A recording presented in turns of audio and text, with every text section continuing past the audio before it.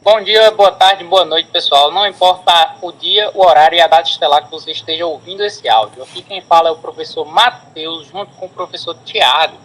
Nós hoje estaremos gravando um podcast para vocês com a temática violência e os diversos tipos de violências, tá, pessoal? Como vocês já conhecem a gente, eu e o professor Tiago somos residentes no programa Residência Pedagógica da UPE do campus Petrolina. E nós somos residentes do Polo Clementino Coelho, e a nossa preceptora é a preceptora Jucidete. Nosso docente orientador é Fernando Mattioli, certo? Muitos de vocês tiveram regências conosco, ouviram nós falando já algumas vezes e acompanharam o nosso último produto final, que foi uma cartilha sobre as noções de infância, a construção da noção de infância, os direitos da criança, tudo isso. Hoje nós vamos falar sobre os diversos tipos de violência, ligando o nosso tema, diversos tipos de violência, com o livro do novo ensino médio que vocês terão acesso a partir do ano de 2022. Então, o projeto vai servir não só para vocês, alunos, mas também de auxílio para professores que desejem aprofundar o conhecimento do livro. Né? Então, esse podcast aqui ele vai ser uma mescla entre assuntos presentes no livro com aprofundamentos teóricos de textos do eixo temático da residência pedagógica, que, como alguns de vocês já sabem, é violência nas escolas públicas. Então, pessoal, tudo bem? Aqui é o professor Tiago falando. A partir de agora a gente está junto e misturado nesse novo podcast, nessa plataforma massa para a gente trocar uma ideia. Eu não vou nem enrolar, vou começar aqui falando sobre violência nessa pegada que o professor Matheus falou. A gente vai discutir aqui a relação que há entre o texto que vocês trabalham na escola e o que a gente vê na graduação aqui na universidade, beleza? Para vocês verem que tem uma sintonia, só difere um pouco no grau de profundidade, de reflexão, mas a mesma provocação e reflexão que a gente recebe, a gente vai transmitir para vocês. E aí eu já começo perguntando para você, o que é que você acha de como se define violência? Como é que você pensa é violência? Violência é somente aquela agressão física? Ou você entende que a violência ela está inserida em um contexto maior, mais amplo, que abrange e acaba fazendo vítimas um número maior de pessoas? Então é esse sentido que a gente vai pensar aqui com vocês. Então se liga só. Quando a gente está lá na página 99 do livro didático de vocês, no capítulo 5 do livro da editora Moderna, o livro Ciências Humanas e Sociais Aplicadas, o volume 6, Moderna Plus. Vamos lá, logo no início do capítulo 5, na página 99, vai abordar e fazer essa grande pergunta: o que é violência? Então, assim, para pensar. Violência no contexto do seu cotidiano. Você já parou para presenciar? Você já viu alguma coisa? Você sabe pensar e observar, sentir o que é a violência no seu dia a dia? Ou você nunca passou por uma situação de violência? Então, esse tipo de proposta que a gente vem passar para vocês. A violência, ela está presente na nossa vida social. Muitas vezes a gente identifica, é fácil de identificar, tal como é uma agressão física, mas tem tipos mais sutis de violência que a gente não consegue perceber. Daí a importância de a gente ser crítico, estar atento e vigilante para os acontecimentos, para os fatos da nossa sociedade. Então vamos lá. Na página 99 vai dizer assim, ó, que a violência é um atributo do ser humano livre e, como tal, constitui uma prática voluntária, por sermos capazes de agir bem ou agir mal. A grande diferença entre os eventos naturais e a agressividade humana, ele está exemplificando aqui, é a possibilidade de escolha que envolve cada ato. Para um evento natural, a gente não escolhe se vai chover ou não, mas a gente escolhe se a gente vai ficar com raiva ou não. É esse o sentido que ele está dizendo aqui. E ele completa: pois existem meios tecnológicos para prever uma tempestade, mas nem sempre podemos antecipar o ato de um indivíduo, porque a liberdade é uma condição que torna a ação humana imprevisível. E é interessante pensar esse conceito de liberdade, né, que vai para uma discussão também filosófica, que não é o ponto que a gente vai discutir aqui. Mas e aí, paro e penso aqui, e o que é ser livre? Será que essa liberdade ela está condicionada a uma violência, a uma luta, a uma busca por direitos efetivos? E aí, você já parou para pensar nisso? E quando o texto diz ali uma prática voluntária, Muito se diz que a violência é irracional. Ah, fulano perdeu a cabeça e fez besteira. Muito pelo contrário, a violência ela é racional. Ela perpassa por motivos que, de fato, conduziram àquela situação de violência. Então a gente já vai desnaturalizar esse conceito de que violência ela é irracional. Ela é muito atrelada aos sentimentos de uma violenta explosão, de uma raiva repentina, muito pelo contrário. Então tem motivos ali que explicam essa violência. Não é somente uma coisa tão fácil e tão simples de se deduzir. Muito pelo contrário, a violência tem uma carga simbólica, social, cultural que a gente precisa analisar. E como é que a gente analisa? Através dos estudos históricos, que é a proposta que a gente está aqui. Quer falar algo, Matheus? Passo a aula para ti. Bom, pessoal, aí continuando o que o colega Thiago havia falado, quando a gente pensa em violência, a gente tem que pensar, por exemplo, que existem certos tipos de violência que existem socialmente, mas que a gente não vê como violência. Por exemplo, imaginem o seguinte exemplo aí, de um rapaz que precisa furar a sua orelha de uma comunidade indígena para passar, digamos assim, da adolescência para a idade adulta. É violência? É. Mas ninguém vai abrir um processo jurídico para acusar essa passagem de adolescente para adulto. Mas, por exemplo, existem outras tribos indígenas que há, por exemplo, o ato de utilizar a violência contra a genitália feminina. Isso daí já é também violência, é uma tradição indígena, mas nós olhamos para isso com maus olhos, certo? Apesar de ser também violência. Então existem violência e violências. Outro exemplo aí para vocês, ó, é que muito provavelmente alguns de vocês aí têm a orelha furada e nem por isso consideraram-se violentados ao ter a orelha furada. Outros de vocês aí, ó, tem algumas tatuagenzinhas nos braços, no peito, no pescoço e muito provavelmente não foi uma cosca, certo? Não foi uma cosquinha que vocês sentiram aí no momento de fazer essa tatuagem, deve ter doído um pouquinho. Mas nem por isso vocês abriram, digamos assim, um processo jurídico contra o tatuador de vocês porque ele machucou vocês. Ao mesmo tempo, tá, pessoal? Outro exemplo aí clássico é que muito provavelmente as mães e os pais de vocês aí, ó, tiveram as suas barrigas abertas para que vocês pudessem sair.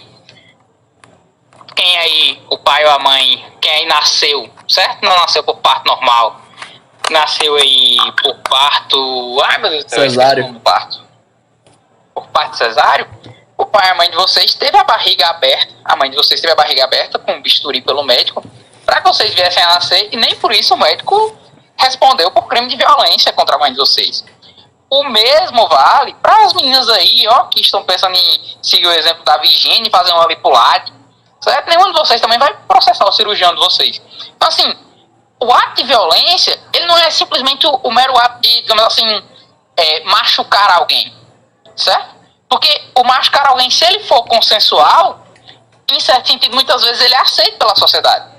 Ele é visto até mesmo como um benefício para a sociedade, entendem, pessoal? Então não é tão simples assim você definir violência. Realmente, não é tão simples. E nisso a gente já para pensar nos diversos tipos de violência que a gente tem, né? Seja o ferir, matar, prender, roubar, ameaçar, destruir bens, propriedades, posses, né? Humilhar, agredir, a intolerância, que a gente percebe intolerância religiosa, a gente percebe intolerância política, intolerância entre ideias diferentes. A gente vai ver a agressão não somente para o corpo, mas também para a dignidade da pessoa, para a alma, para o espírito, né? Ali a gente está falando do contexto religioso, vai atrelar a isso. Então, de fato, são muitas violências e não são tão simples nem de definir e nem muitas vezes de identificar. Então a gente tem que estar de fato discutindo. É também uma regulamentação do próprio Estatuto da Criança e do Adolescente que diz que a gente tem que promover esse tipo de diálogo como forma de conscientizar, de capacitar vocês a identificarem esses tipos de violência. Seja violência doméstica, na rua, uma violência de um abuso sexual que possa acontecer, uma violência no trabalho, na escola. Então, a gente precisa conversar sobre isso e conversar de uma maneira que seja aberta, que seja direta e que não deixe vocês à mercê de situações de violência, entendeu? Então é preciso denunciar. Então, esse é o trabalho de conscientização que a gente faz junto com vocês. Vai, Matheus. tratar com vocês é aquilo que a gente chama de violência legítima ou violência legitimada pelo Estado. Certo, pessoal? Se vocês perceberem e prestarem atenção, o Estado, certo? Ele tem um braço, que é o braço da violência, ou que é aquilo que a gente chama de braço da coerção estatal, certo? Esse braço da coerção estatal, pessoal, ele se apresenta principalmente com a polícia, certo? Com as polícias. Então, a polícia civil, a polícia militar, a polícia rodoviária federal, todas elas fazem parte daquilo que a gente chama de braço armado do Estado, que pratica a violência legítima do Estado, certo? Obviamente, também existe a violência ilegítima do Estado, certo? A violência legítima do Estado, tá, pessoal, é aquela que é aceita constitucionalmente, digamos assim, porque aquilo que está na Constituição, como regra geral, é aquilo que a sociedade aprova, certo? Então, por exemplo, se eu sou parado numa blitz e eu furo essa blitz e o policial me derruba da minha moto, por exemplo, certo? Estou andando de moto, vou lá, o policial pede para me parar, eu furo a blitz, saio correndo, o policial vai atrás de mim e consegue me derrubar da minha moto. Todas as pessoas que estão em volta, elas não vão estranhar isso. Elas podem estranhar o fato do policial ter me derrubado da moto. Mas não, digamos assim, a violência que ele utilizou. Porque para eles, essa violência utilizada por eles é legítima, é aceitável, é válida. Por quê? Porque eu descumpri uma ordem estabelecida, certo? O mesmo vale, por exemplo, para se eu ofender o policial, tentar agredir ele e cometer diversos outros crimes. Como, por exemplo, se eu estiver brigando na rua, uma briga de bar, e a polícia chegar e for violenta comigo, aí você vai dizer, professor, mas qual a diferença então de violência entre duas pessoas que estão brigando no bar e o policial que chega e vai parar a briga, ele vai lá e dá um murro em cada um e prende os dois? A norma, tá, pessoal? A norma. O Hans Kelsen, ele que é um teórico do direito, ele vai dizer o seguinte, pessoal, o que diferencia o assassinato? O que diferencia o assassino do carrasco?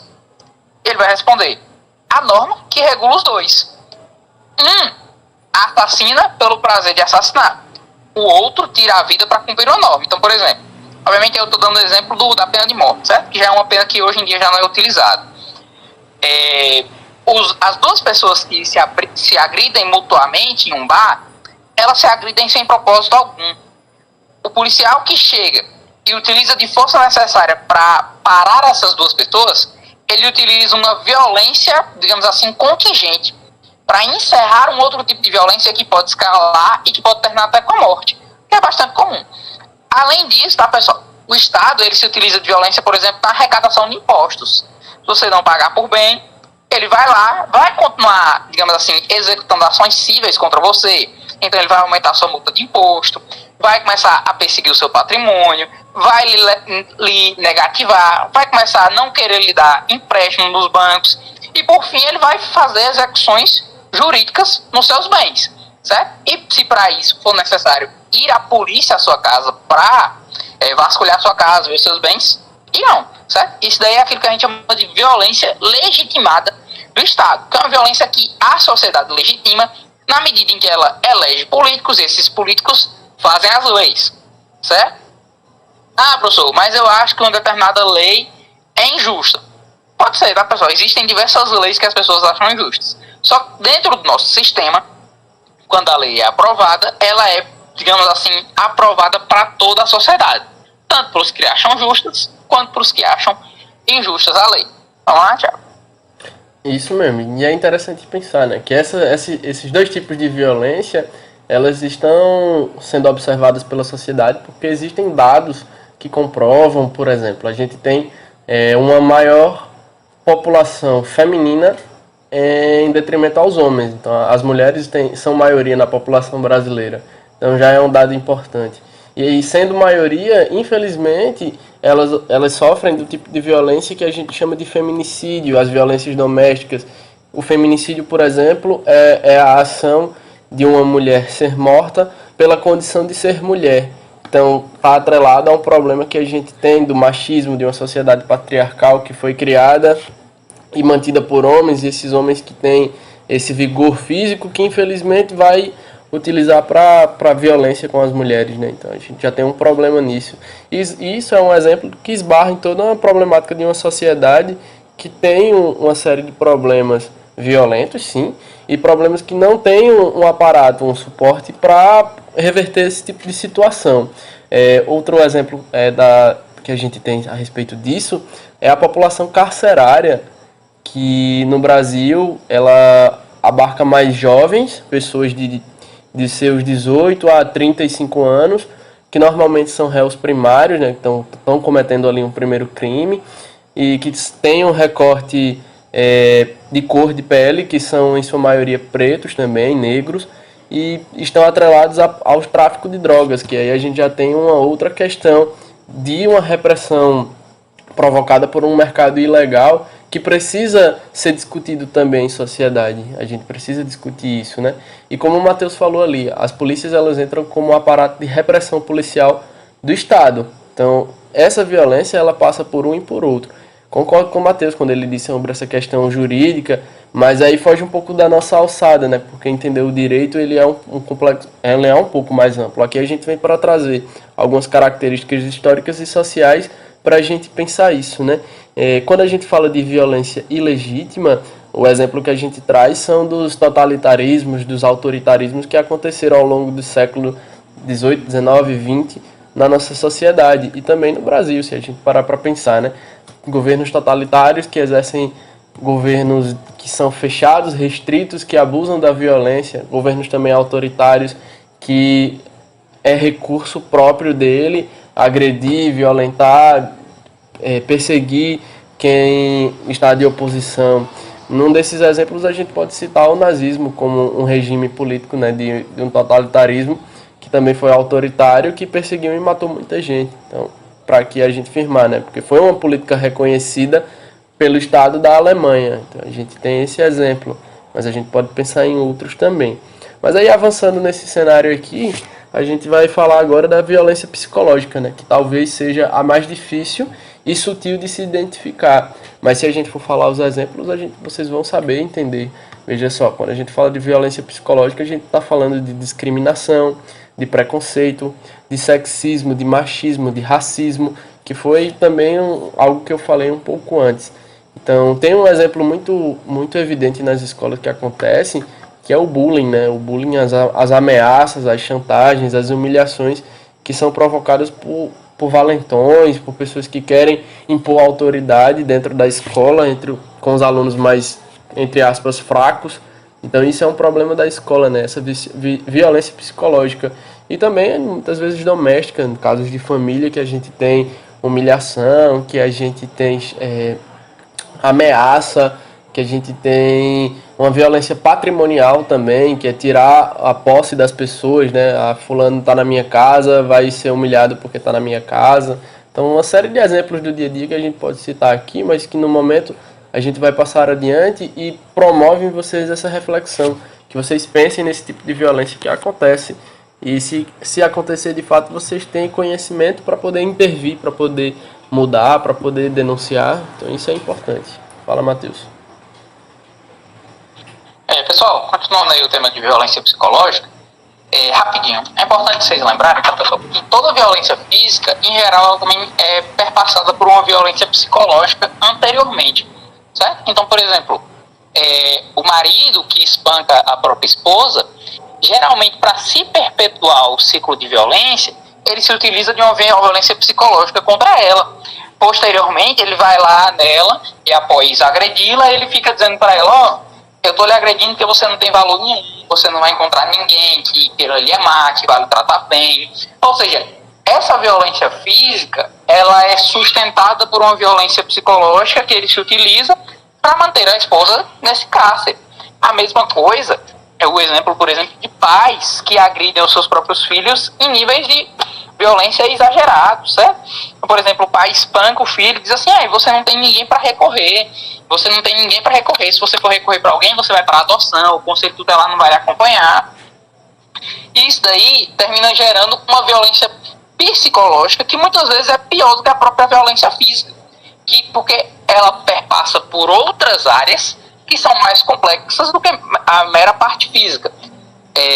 O bullying, por exemplo, ele também perpassa por uma violência psicológica, que é nesse nível aí onde você vai humilhando a pessoa, você vai tirando toda a dignidade dela, toda a confiança dela, você vai tirando todos os sonhos e projetos. Então, por exemplo, tem aquele aluno ali que os, digamos assim, populares da sala vão humilhando ele, vão dizendo que ele não serve, ele começa a ficar mais tímido, ele não quer falar com as pessoas, ele se retrai. Então essa violência psicológica, ela é muito difícil de ser percebida, porque ela é muito maquiada, mas ela é muito perigosa, tá, pessoal? Além da violência psicológica, tem uma aí, ó, que ela é nova, bastante nova, e que ela existe não há muito tempo, porque a digitalização ou a popularização da internet é bastante recente, que é aquilo que a gente chama de violência digital, tá, pessoal? A violência digital, basicamente, ela envolve também o mesmo problema do bullying, ela envolve também o mesmo problema da violência verbal, só que ela é feita no ambiente digital, certo? Porque qual que é o grande problema, pessoal? O bullying, geralmente, ele é feito do mais forte para o mais fraco, certo? Então, o mais forte, ele humilha o mais fraco, sempre ali, ele tira sarro. Só que no ambiente digital, ele se torna, digamos assim, igual o fogo num lugar que tem pouco espaço, certo? É mais fácil de se alastrar. Por quê? Porque eu estou distante da pessoa. Então, o mais fraco pode ofender também o mais forte, e o mais forte ofende de volta o mais fraco. E no fim, essas violências não se tornam, na grande maioria das vezes, violência física, mas permanece somente no mundo digital, mas ainda assim leva sequelas para a pessoa. Então, por exemplo, é muito comum você ver em jogos online as pessoas ofendendo umas às outras, meramente porque perderam a partida. Eu já vi casos, por exemplo, de pessoas que disseram: não jogo aquele jogo online mais não, porque eu não era tão bom, e por não ser tão bom, o pessoal pode sempre ofender, e parei de jogar. Não vi muita graça em jogar um jogo que eu vou lá para passar um tempo e termino saindo mais triste, certo? Além disso, essa violência digital, ela é muito comum porque as pessoas estão distantes, certo? Então é muito fácil ofender alguém que está lá do outro lado do computador, em alguma outra cidade, que eu nunca vou ver na vida, e que eu posso simplesmente ofender ela, e que em certo sentido muita gente ainda acha que a internet é terra sem lei, certo? Que você fala o que você quiser de quem você quiser, e que isso não traz consequências para você nem para o outro, sejam essas consequências jurídicas ou sejam essas consequências psicológicas. Beleza, pessoal? E isso aí volta diretamente para uma questão que é central, né? O ato de humilhar, de querer violentar uma pessoa gratuitamente, né? Então, tipo, a gente já viu ali que tem razões, a gente, logo, voltando para a conversa no início, para dizer que existem razões para as pessoas fazerem isso, e que essa violência ela é distribuída de forma gratuita, né? Por menos, por pouca coisa, por besteira. Então, tem um conceito de uma filósofa que é importante para a gente entender, que é a Hannah Arendt. Ela vai falar sobre a banalidade do mal. E o que é a banalidade do mal? É esse mal que é, de fato, distribuído praticamente como se fosse nada grave. Então, é quando esse mal ele é banal, ele é tão simplório, tão fácil de ser distribuído, que as pessoas não sentem a gravidade, não têm a empatia de entender a posição do outro. E ela vai desenvolver esse conceito acompanhando o julgamento de um oficial nazista lá no período pós-guerra, na Segunda Guerra Mundial. E ela vai fazer um estudo, ela vai fazer uma análise daquele personagem, das atrocidades que foram cometidas por esse rapaz. E aí ela descreve esse conceito que é muito importante, sobre a banalidade do mal. E aí a gente volta para pensar em como essa violência estrutural, essa violência que permeia toda a sociedade, ela está, de fato, distribuída para todo mundo de uma forma muito desigual. Então a gente tem uma precariedade, uma desigualdade em nossa sociedade, que é também uma violência, e essa violência é estrutural. Eu pergunto para vocês, onde vocês moram tem saneamento? Todo mundo tem moradia? Todo mundo se alimenta bem? Todo mundo tem boas condições para se viver? Tem ou não tem? Em tese, tem, porque no direito a gente tem uma regulamentação, é o artigo 1º da Constituição, que fala que nós somos iguais perante a lei, então garante alguns direitos, são os direitos fundamentais, o direito à moradia, o direito à saúde, à educação, à infraestrutura também, né? Então, isso, em tese, no direito, sim, acontece, mas na prática não é tão condizente com essa situação. Então, a gente tem alguns direitos garantidos que não são assistidos pelo próprio Estado. E aí volta para aquela ideia lá da violência legitimada e ilegitimada do Estado. Então, essa violência estrutural. E aí eu promovo a reflexão, para e pensa. Você, na sua família, na sua casa, algum conhecido, dispõe de todos esses bens que são importantes e preciosos para desse desenvolvimento pessoal, ou a gente enfrenta uma desigualdade muito grande, que a gente tem, por exemplo, sendo transmitido na imagem aí das propagandas eleitorais, na propaganda da divulgar a cidade, o grande centro, a ponte, a orla, que está bonita, que está pavimentada, que está isso e está aquilo. Mas e os problemas dos bairros distantes, da periferia, que não tem saneamento, o esgoto está jogando a céu aberto, que tem os casos de violência, de roubo, de assassinato, do tráfico de drogas, entre outras coisas que acontecem na nossa sociedade. E aí, como é que a gente vai pensar esse tipo de sociedade inclusa nesse contexto de violência? Qual vai ser a mudança necessária, né? Porque a gente já discutiu aqui que a repressão policial, ela muitas vezes ele enxuga gelo, então não funciona. O que é que a gente vai fazer para reverter esse problema? E não é uma medida tão simples nem simplória que a gente vai resolver. A gente não vai estalar os dedos ou armar a população e vai resolver esses problemas. Eu, como professor, falando isso aqui para vocês, eu acredito muito no poder da educação, da conscientização, do debate, do diálogo, de mostrar as pesquisas, de mostrar os cenários históricos que aconteceram, para a gente promover algo que é bem importante, né? Que é a filosofia da não violência, do diálogo, da compreensão, da concórdia, da paz. Isso aí remonta para algo que a gente vai falar daqui a pouquinho. Mas por último, mas não menos importante, a gente vai falar sobre esses casos de violência extrema, né? A gente tem essa violência no meio da nossa sociedade, tipo na nossa cidade, no nosso estado, no nosso país, mas existem violências extremas, né? Que são as guerras, que são violências institucionalizadas, conflitos diretos e abertos entre países.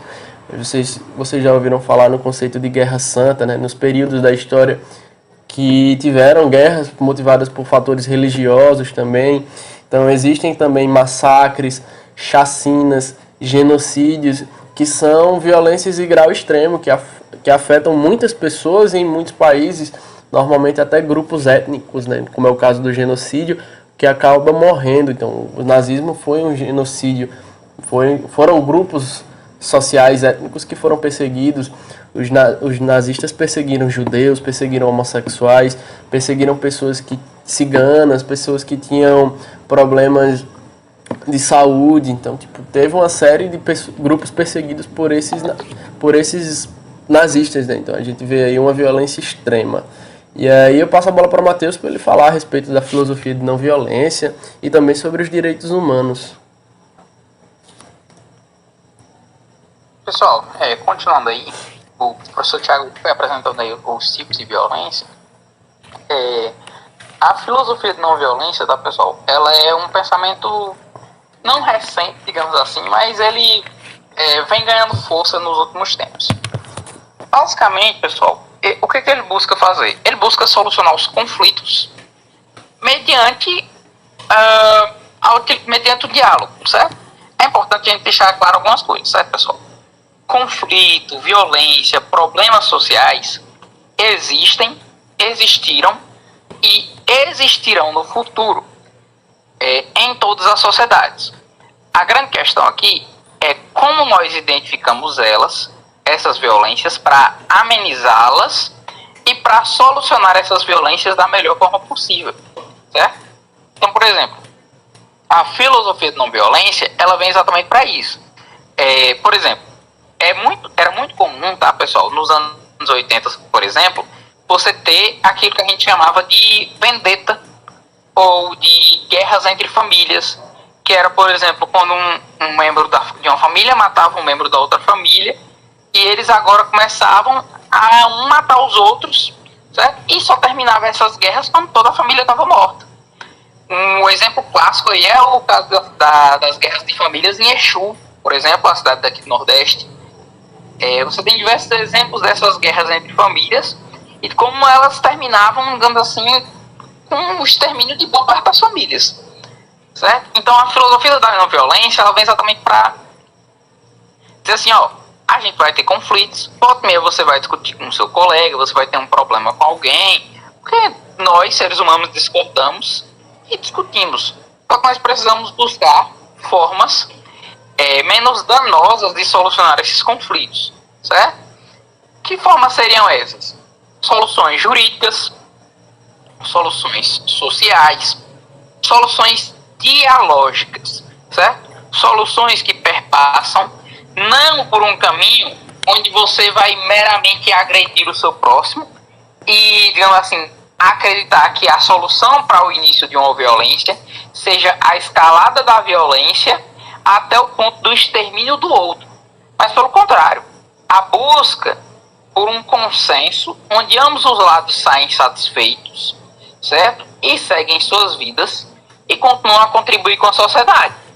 Essa daí é a ideia de uma filosofia de não violência, certo, pessoal? De você enxergar a violência como um fato social, certo? Assim como, por exemplo, o fato social de que homens e mulheres se unem, e você tentar dar um aparato sociológico que ajude a solucionar ou que dê segurança para que as pessoas solucionem os problemas delas, certo? Pensem, por exemplo, aí, o casamento, juridicamente falando, ele é digamos assim, um ponto de segurança, certo? As pessoas se unem ali, se casam e têm ali a obrigação um para com o outro. Só que ao mesmo tempo, quando elas se casam, surge outro problema. Então o divórcio também é outra solução de conflito. Por exemplo, uma mulher que se casa com um homem que agride, pede divórcio e assim encerra seu matrimônio.